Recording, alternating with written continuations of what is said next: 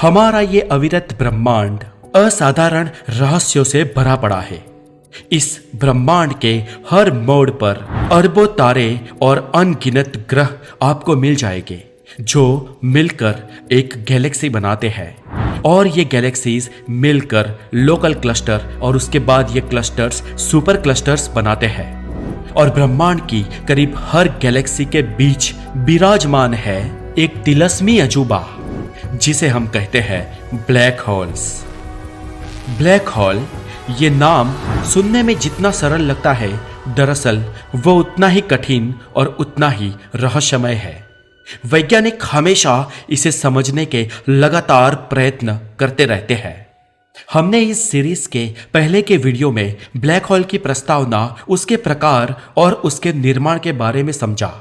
और दोस्तों, आज हम इस ब्लैक होल के और भीतर और अंदर जाने की कोशिश करेंगे। आज हम इसे और करीब से जानेंगे, परखेंगे और ये समझेंगे कि ब्लैक होल किस चीज का बनता है। मैं हूं हितेश गिरी गोसाई, आप है द नॉलेज की एक्सप्लोर द यूनिवर्स सीरीज में। और हमारे पुराने और नए पॉडकास्ट को सुनने के लिए स्पॉटिफाई पे हमें जरूर फॉलो करें। और आज हम बात करेंगे ब्लैक होल्स की रचना की। और शुरुआत करते हैं ब्लैक होल के घनत्व से। Mass of black hole. जब कोई रेड जायंट बड़ा तारा अपने जीवन को पूरा करके ब्लैक होल में तब्दील होता है, तो वास्तव में उस ब्लैक होल का मास वही होता है जो उस बड़े से तारे का संकुचित द्रव्यमान था। और तारे के इस संकुचन को श्वार्ज़चाइल्ड रेडियस कहते हैं। मतलब कि इस ब्रह्मांड में हर जो चीज आप देखते हो, वो भले ही आपको कितनी भी घनी या कितनी भी ठोस क्यों ना लगे, लेकिन उसके बीच में 99.9% तक गैप होती है, स्पेस होता है। लेकिन जब किसी चीज के सारे पार्टिकल एक हो जाते हैं, जिसमें स्पेस का कोई स्थान नहीं रहता, उस छोटे से बिंदु को उस चीज का श्वार्ज़चाइल्ड रेडियस कहते हैं। हमारी पृथ्वी का डायमीटर 12,742 किलोमीटर है और हमारी पूरी पृथ्वी का घेरावा यानी कि उसका इक्वेटोरियल सरकमफेरेंस पूरे 40,000 किलोमीटर का है। लेकिन इतनी बड़ी अर्थ अगर कॉम्प्रेस हो जाए और उसके सारे पार्टिकल एक दूसरे को टच करके करीब आ जाए, तो ओरिजिनल अर्थ रह जाएगी, यानी कि उसका श्वार्ज़चाइल्ड रेडियस रह जाएगा सिर्फ एक मटर के दाने के बराबर। जी हाँ दोस्तों, हमारी पूरी अर्थ, उसका श्वार्ज़चाइल्ड रेडियस 1 इंच से भी छोटा, एक मटर के दाने जितना है। लेकिन इतनी छोटी पृथ्वी का वजन तो आज जो पृथ्वी है उतना ही रहेगा, यानी कि उसके मास में कोई परिवर्तन नहीं आएगा। हमारी संपूर्ण पृथ्वी का वजन लगभग 1 सेप्टेलियन किलोग्राम है। 1 सेप्टेलियन किलोग्राम यानी कि एक के पीछे पूरे 24 शून्य लगाए उतने किलोग्राम। और जब अर्थ कॉम्प्रेस होकर उसका श्वार्ज़चाइल्ड रेडियस यानी कि उसका ओरिजिनल कद एक मटर के दाने जितना रहेगा, तब भी उसका वजन 1 सेप्टेलियन किलोग्राम ही होगा। अगर हमारे सन की बात करें तो उसका डायमीटर है 1.3 मिलियन किलोमीटर और उसका घेरावा है 4.3 मिलियन किलोमीटर, यानी कि हमारा सन पृथ्वी से 13 लाख गुना बड़ा है। लेकिन अगर हमारा सन अगर उसकी आखिरी सीमा तक कॉम्प्रेस हो जाए, तो उसका घेरावा बनेगा, मतलब उसका श्वार्ज़चाइल्ड रेडियस बनेगा सिर्फ 2.9 किलोमीटर, यानी कि करीब 3 किलोमीटर का सूरज हो जाएगा। तो दोस्तों, ये होता है किसी भी चीज का ओरिजिनल कॉम्प्रेशन। दोस्तों, ये श्वार्ज़चाइल्ड रेडियस, ये शब्द एक जर्मन फिजिसिस्ट कार्ल श्वार्ज़चाइल्ड का प्रास्ताविक समाधान है। और इसी की मदद से हम किसी भी ब्लैक होल के इवेंट होराइजन के रेडियस का और उसके ऊपर से उस ब्लैक होल के मास का पता लगाते हैं। अभी तक के मैथमेटिकल कैलकुलेशंस के आधार पर हमने जो नियम बनाए हैं, उसके अनुसार जिस किसी भी ब्लैक होल के इवेंट होराइजन का रेडियस अगर 3 किलोमीटर हो, तो उस ब्लैक होल का मास हमारे सूरज के मास के जितना होगा। अगर किसी ब्लैक होल के इवेंट होराइजन का रेडियस 300 किलोमीटर हो, तो वो हमारे सूरज के मास से 100 गुना ज्यादा होगा, यानी कि 100 टाइम मैसिव देन आवर सन। अब दोस्तों, आपके दिमाग को चकरा देने वाली एक इंटरेस्टिंग बात बताऊं आपको।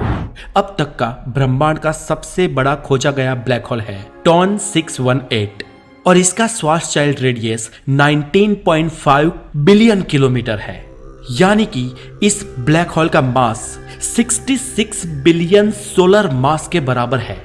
सोचिए दोस्तों, वो कितना बड़ा होगा। Singularity of black hole. दोस्तों, हमने जो आगे देखा वो इवेंट होराइजन ब्लैक होल का वो दायरा होता है जिसके अंदर कोई भी चीज अगर जाती है तो वो पल भर में बीम होकर बिखर कर ब्लैक होल में विलीन हो जाती है। लेकिन ब्लैक होल्स के अंदर एक अपार शक्ति होती है जिसे सिंगुलैरिटी कहते हैं। सर एल्बर्ट आइंस्टाइन की जनरल थियरी ऑफ रिलेटिविटी के अनुसार ये स्पेस टाइम में मौजूद वो लोकेशन है जहां का घनत्व और गुरुत्वाकर्षण अनंत होता है। यही वो पॉइंट है जो ब्लैक होल का सेंटर कहलाता है और जिसे हम सिंगुलैरिटी कहते हैं। मॉडर्न फिजिक्स की कुछ थियरीज ये अनुमान लगाती है कि बिग बैंग से पहले सिंगुलैरिटी ही थी। और दोस्तों, ये सिंगुलैरिटी फिजिक्स की एक ऐसी खोज है जो फिजिक्स के ही कई सारे नियमों को तोड़ती है। Event horizon of black hole. वैसे दोस्तों, आम जीवन में जो कुछ भी घटित होता है उसे हम इवेंट कहते हैं और होराइजन का मतलब होता है उस घटना के बाहर की बाउंड्री या परिध। मतलब कि इवेंट होराइजन ब्लैक होल के घर का एक ऐसा सदस्य है जो ब्लैक होल की सिंगुलैरिटी के बाहर बाउंड्री बनाकर अंदर होने वाली सभी घटनाओं को कवर करता है। और दोस्तों, मजे की बात यह है कि इस इवेंट होराइजन के अंदर ब्लैक होल के अंदरूनी हिस्से में जो भी घटनाएं घटती है, जो भी इवेंट्स होती है, वो भले ही हमारे फिजिक्स के कुछ नियमों को तोड़े, लेकिन उसकी रत्ती भर असर बाहरी दुनिया में यानी कि इस इवेंट होराइजन के बाहर नहीं पड़ती है। और इसकी असर पड़नी भी नहीं चाहिए, क्योंकि अगर ऐसा हुआ तो ब्रह्मांड में अफरा तफरी मच जाएगी। कुदरत बहुत बड़ी चीज है। उसने हर एक चीज को मैथमेटिकली और कंट्रोल्ड तौर पर सुनिश्चित बनाया है और इसीलिए इस इवेंट होराइजन में से गुजरने वाला प्रकाश भी उससे बाहर नहीं आ सकता है। क्योंकि अगर प्रकाश की किरणें भी बाहर आ जाती तो अंदर की कोई भी घटना हमारे लिए दृश्यमान हो जाती। अलग अलग ब्लैक होल्स के इवेंट होराइजन की अपनी अलग अलग रेडियस होती है और जिसके आधार पर हमें यह पता चलता है कि कोई ब्लैक होल कितना शक्तिशाली है। Relativistic jets of the black hole. American astronomer Heber Curtis ने सन 1918 में वर्गो कॉन्स्टेलेशन में मौजूद M87 गैलेक्सी में बसे मैसिव ब्लैक होल के एक तरंग को ऑब्जर्व किया था जिसका फैलावा गैलेक्टिक न्यूक्लियस की तरफ हो रहा था। यही वो ब्लैक होल है जिसकी सबसे पहली तस्वीर हमने प्राप्त की थी। और दोस्तों, आज तो हमने इस ब्लैक होल का नामकरण भी कर दिया है और इसका नाम हमने रखा है पोवेही, जिसका मतलब होता है ए डॉन फैथनलेस डार्क क्रिएशन। हिंदी अनुवाद करूं तो होता है अलंकृत अथाग अंधकारमय रचना। और दोस्तों, इस अंधकारमय रचना में से बहुत दूर तक जाने वाले एक्स रेज बहुत पावरफुल गति से निकलते हैं। यही है रिलेटिविस्टिक जेट्स या जिसे कहते हैं एस्ट्रोफिजिकल जेट्स। ये जेट M87 गैलेक्सी से निकल रहे हैं और ये उसके न्यूक्लियस से लेकर 5000 प्रकाश वर्ष दूर ब्रह्मांड में फैले हुए हैं। इतना लंबा और पावरफुल जेट पहले कभी नहीं देखा गया था। ये जेट प्रकाश की रफ्तार से अंतरिक्ष की ओर बढ़ रहा है।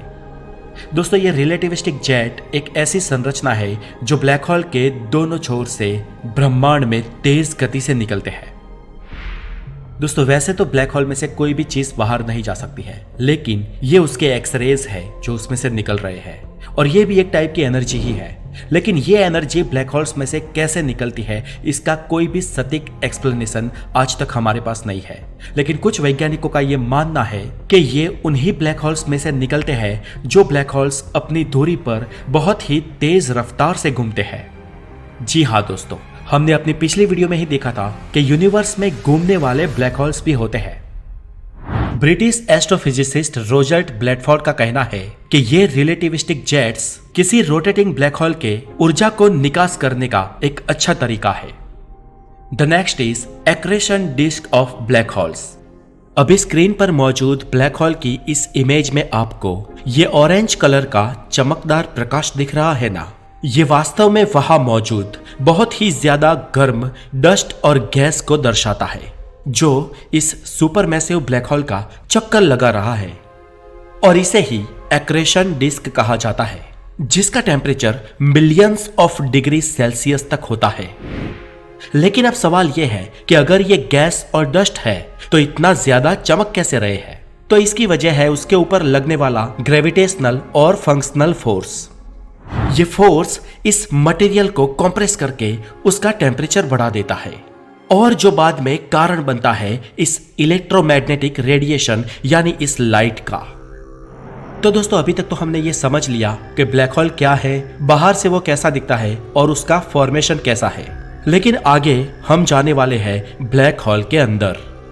आमतौर पर जनरल रिलेटिविटी और क्वांटम मैकेनिक ये दो सिद्धांत वैसे तो एक दूसरे के खिलाफ नहीं जाते हैं, लेकिन ब्लैक होल के केस में ये बिल्कुल उल्टा है, क्योंकि जनरल रिलेटिविटी कहती है कि ब्लैक होल एक सिंगुलैरिटी बनाता है जिसकी डेंसिटी और ग्रेविटेशन अनंत होता है। वही दूसरी ओर क्वांटम मैकेनिक के अनुसार ये असंभव है और जैसे जैसे हम सिंगुलैरिटी के पास पहुंचते हैं वैसे ही एल्बर्ट आइंस्टाइन की the theory of general relativity के सारे नियम एक एक करके टूटने लगते हैं और यहां पर भौतिकी को जरूरत पड़ती है एक अत्याधुनिक सिद्धांत की, एक बहुत ही नई थियरी की, जिसे भौतिक शास्त्री क्वांटम ग्रेविटी कहते हैं। तो दोस्तों क्वांटम ग्रेविटी और ब्लैक होल के आगे का सफर हम देखेंगे अपने अगले वीडियो में। तब तक के लिए बने रहे द नॉलेज के साथ और अगर आप नए हैं तो इस चैनल को सब्सक्राइब करके बेल आइकन जरूर बजाएं। मैं हूं हितेश गिरी गोसाई, आप हैं साइंटिफिक ज्ञान से भरे एक चैनल पे। अपना बहुत सारा ध्यान रखें। Have a good day, take care.